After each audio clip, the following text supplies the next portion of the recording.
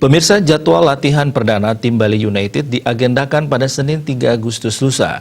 Para pemain Serdadu Tridatu telah menjalani tes swab dan seluruhnya dinyatakan negatif. Kini Fadil Sausu dan kawan-kawan telah siap memulai latihan dan fokus menuju Piala AFC yang akan digulirkan di Vietnam pada September nanti. Bali United Stefano Teko Kugura di Denpasar mengakui rumput stadion di Vietnam lebih berkualitas dibandingkan Kamboja dan Filipina. Teko menyebutkan materi latihan awal tetap pengejotan fisik dan mulai dari nol, mengingat mereka telah lama tak berlatih. Selain itu, para pemain juga perlu dibekali teknik, taktik, dan strategi.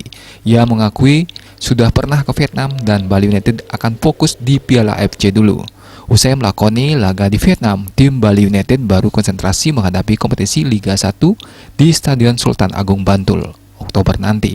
Teko menyebutkan PSSI mengeluarkan regulasi baru, yakni kontestan Liga 1 harus menurunkan 2 pemain U19.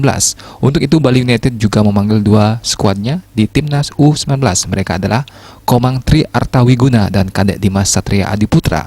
Selain itu, Bali United juga memiliki Irfan Jauhari yang menghuni Timnas U19. Ketiganya berlatih bersama tim senior Bali United dan mereka dipersiapkan terjun pada kompetisi Liga 1. Dia menegaskan selama berlatih, manajemen Bali United menerapkan protokol kesehatan.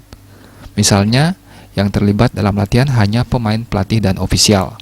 Teko mensyukuri diselenggarakannya pemotongan hewan kurban dalam rangka merayakan Hari Raya Idul Adha yang melibatkan segenap pemain, pelatih, ofisial, manajemen, dan supporter. Selanjutnya, daging kurban dibagikan kepada masyarakat di sekitar mes. Daniel Fajri, Bali Post melaporkan.